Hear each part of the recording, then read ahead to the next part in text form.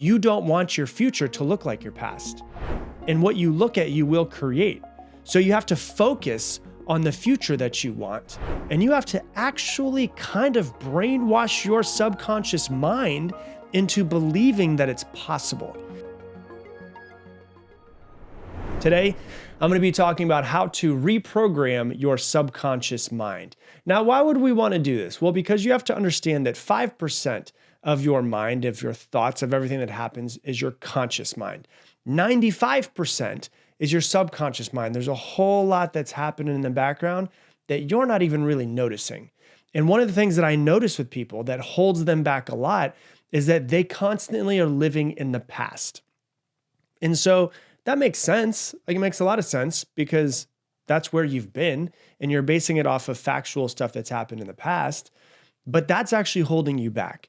Because if you're constantly focusing on the past and you're constantly trying to take the past and place it into your future, then your future is going to look exactly like your past was. But if you're listening to this podcast, if you're here right now, you don't want your future to look like your past. So you need to do some sort of rewiring to make yourself believe that something different, that something greater than your past is possible, which is what we talk about in the rewiring of the reprogramming of your subconscious.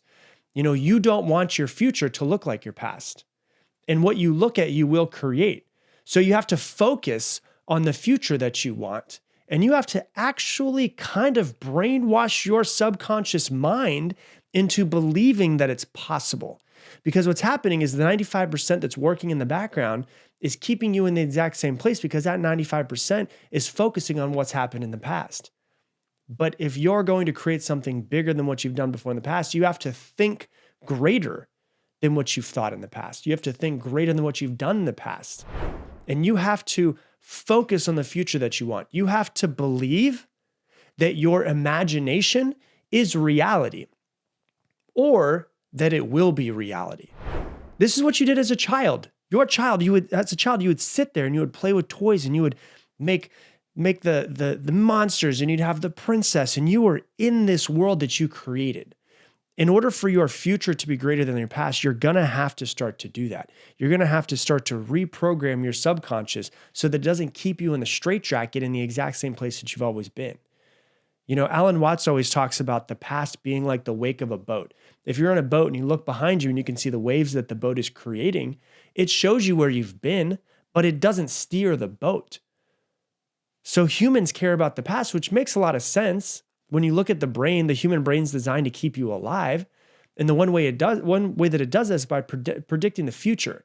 And the way it predicts the future is by looking at the past. And the reason why it wants to actually predict the future is because you have a better chance at staying alive. You can plan, you can make the right moves, and hopefully you can avoid injury, death, all of that. And this is incredible. It is absolutely incredible.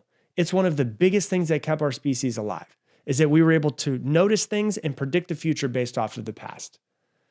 The brain protects us based off of what has happened to us in the past and what we've learned. So it tries to predict, it tries to avoid pain. If your friend ate berries 2 years ago that were a black color and died, well, then now next time you see black colored berries, you're not going to eat them again. It's amazing. Absolutely amazing for staying alive. But it is absolutely terrible if you're trying to create a successful life, if you're trying to reprogram your subconscious, if you're trying to grow a business, if you're trying to get out of your comfort zone, it is terrible because your brain wants to predict. That's what it wants to do. So if your brain wants to predict, and if we're not in control of it, it's constantly predicting the past onto the future. So if it wants to predict, if we kind of throw ourselves in there, what if we gave it a new thing to predict? What if we step in and we're in charge of its predictions? And if we are in charge of our predictions, then we actually start to rewire our brain in ways and we start to actually change our subconscious. This is where your intention comes in. You can let your brain predict the future from the past if you want to, or you can step in and you can be in charge of the prediction through visualization. You decide what you want your future to look like, and you get so focused on that future that the brain doesn't go to the past. Your brain, the beautiful thing about it, it's amazing. but it mostly does not know the difference between something that is happening right now in reality or something that is visualized. And this isn't some like woo-woo BS. There's been many studies on this. Richard Shin did a study on this and found out that whether they were looking with Olympic athletes, and they would have them run a race and they would hook them up to electrodes and kind of see what was happening in their body as they were running the race. They would see what was happening in their brain. They would see what was happening in their muscles. And then what they did was they had them sit down and they hooked electrodes up to their brain and their body the same way. And the athlete's muscles showed very similar activation when they were visualizing their routines versus actually running them, which means that they visualized them so in depth that their brain and their body actually started responding as if they were running that race, indicating the brain's response is the same as actual performance. Approximately 90% of Olympic athletes this past year use mental imagery to prepare for their competitions. If it didn't work, why the hell would they use it? So when you imagine, this imagining activates brain areas that are similar to reality. And so there's been studies, Dr. Kostlin actually revealed this, that visualizing an event activates the same brain areas as if it's experiencing it. And this is really good for us because if think about this for a second, just take a ride with me, right?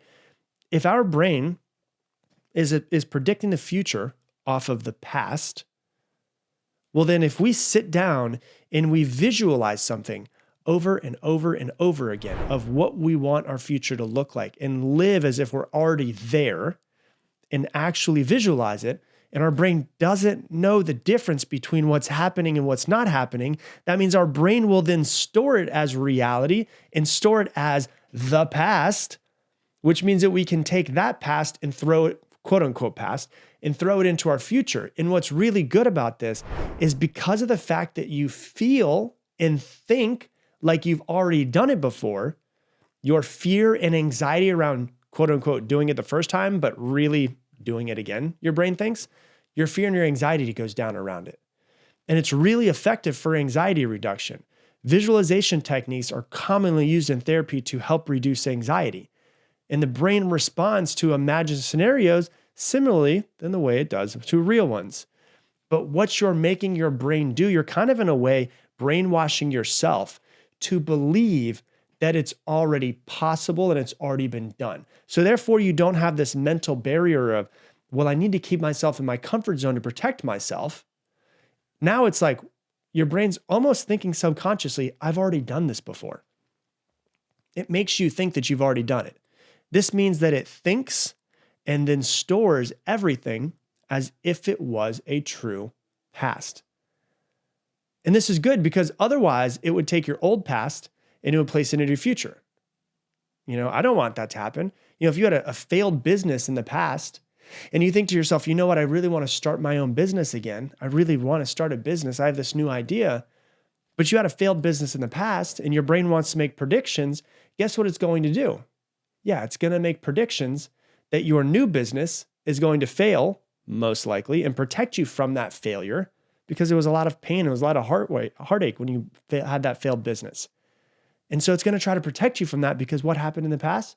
Your business failed. If you haven't had a failed business yourself, but you know someone who's had a failed business, guess what it's going to do?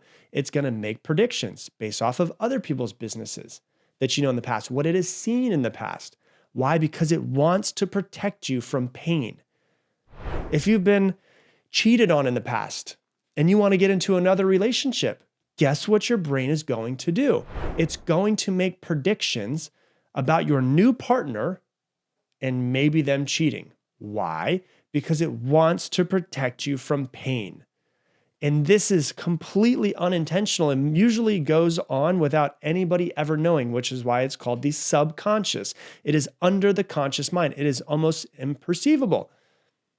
So you're not really perceiving the whole thing. And so it's unintentional, and the subconscious self-sabotage cycle ends up perpetuating itself over and over and over again. So what do? We create the future in our minds that we want. We get clear as hell on it, and we visualize it as often as we possibly can.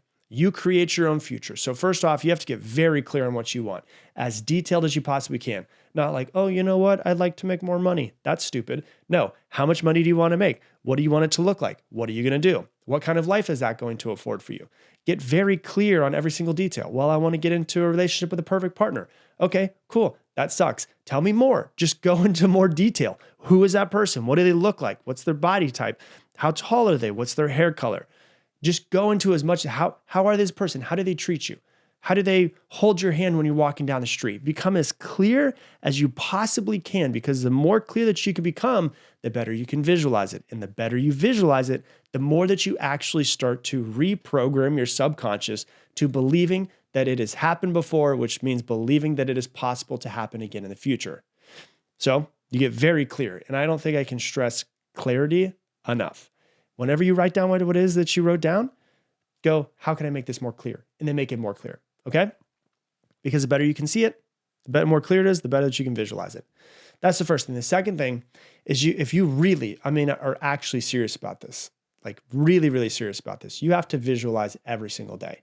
You have to visualize it every single day. What does it look like?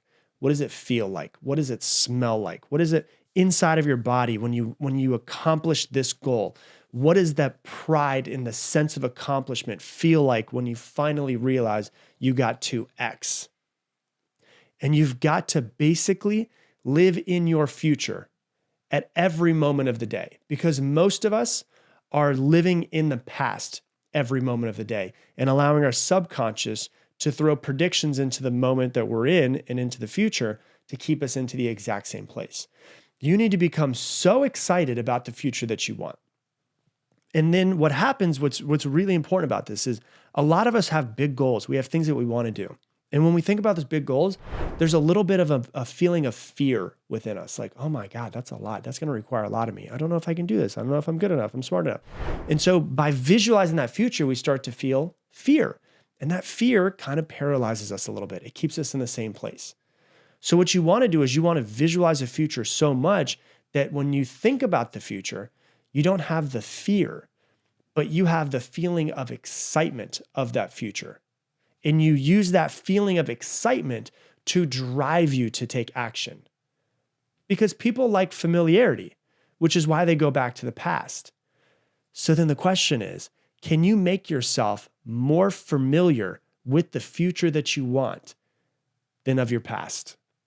Can you be more familiar with the future that you want than the past that you have? The past only happened once. Whatever moment you're thinking of happened once. A visualized future can happen every single morning. So instead of feeling fear about the future based off of the past being thrown into that future, here's what's really interesting. Can we, instead of feeling fear about the future, which doesn't exist, which isn't real right now, we feel fear about the future. Can we in turn start to fall so in love with the future, become so obsessed with the future? Can you feel so in love with that future that you actually feel grateful for that future in the present moment that hasn't happened yet, but will?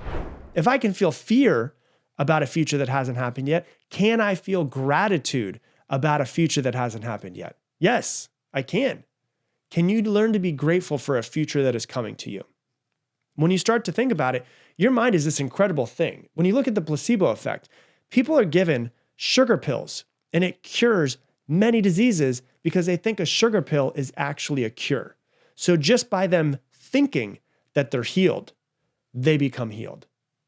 This shows you the sheer power of belief and how it can shape our reality. The more that we believe in our future vision, the more that we will take actions that align with it, and the easier it will be to take action so we don't keep self-sabotaging. You are who you are because of your past and your perception of the past. If that's true, you can become whoever you want to be based off of your visualization of what you want your future to be. And that's really important for every single person to understand. You have to just visualize, and this is the key part that I want to bring in, right? Visualize it, feel it every single day, as often as you possibly can. But whenever you do, what I want you to do is release control of when it will happen. Just know that with every single fiber of your body that it will happen. The win, you're not in control of. There's some other thing that's out there. God, the universe, life, whatever it is, the quantum field is in control of the win. You just have to be able to be the person that says, I know it's going to happen with every single fiber of my body. Just completely release when it's going to happen though. What you do is you mentally rehearse your future in your mind over and over and over and over again. And you will start to reprogram your subconscious. You'll start to create new neural pathways inside of your brain to make these things actually happen. It can be really hard at first. It feels really weird at first, but you start to settle into it the more that you do it. If you feel like you're doing it wrong, you're probably doing it right because your body and your mind are in the unfamiliar, and that can feel uncomfortable. I must be screwing this up. No, you're doing it right because you should feel uncomfortable for the first few times you do it. You should feel unfamiliar. You've never been in this place before. But when you mentally rehearse your future over and over and over again, every single day, at the beginning of the day, at the end of the day, and you start to actually feel it every single day, you're going to start to become more self-aware of like, oh, I'm noticing that I'm starting to get more excited about this. Oh, I'm starting to notice, and you'll start to notice people, places, things, opportunities pop up around you to make it easier for you to step into the future that you want. It's almost as if it's, you can say synchronicity, you can say law of attraction, all of those things. Maybe you've just set your reticular activating system to be aware, like hyper aware and tuned in to the people, places, opportunities that pop up in your life that now make it possible for you to create the future that you want. And so if you want to change your future, if you want to change your life, it comes with you reprogramming your subconscious mind first. Figure out what you want, become very clear on it, and then visualize it. Make it a habit, make it a ritual, make it something that is one of the most important things that you do every single day. And that is how you reprogram your subconscious mind. And if you love this episode, please do me a favor. Share it on your Instagram stories. Tag me in at Rob Dial Jr., ROBDIALJR. The only way that this podcast grows is from you guys sharing it. So if you've ever, even once, gotten any value from anything I've ever shared, please share it on your Instagram stories. Please pay it forward. I would greatly, greatly appreciate it. And once again, if you want to go ahead and download my free ebook on how to dominate your 2025 goals, go to goals2025.com. Once again, goals with an S, 2025.com. And with that, I'm going to leave you the same way I leave you every single episode. Make it your mission to make someone else's day better. I appreciate you, and I hope that you have an amazing day.